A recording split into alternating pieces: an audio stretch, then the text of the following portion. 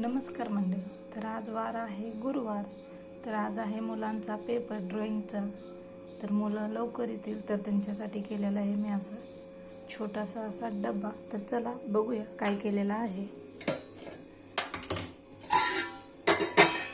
तर बघा अशा प्रकारे केलेला आहे उपीट आणि द्राक्षच देणार आहे, कारण मुलांचा लास्ट पेपर आहे.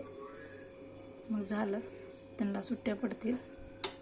तर बघा अशा प्रकारे केलेलं आहे उपीट. तर चला डब्बा भरून घेऊया. तर बघा अशा प्रकारे भरून घेतलेला आहे.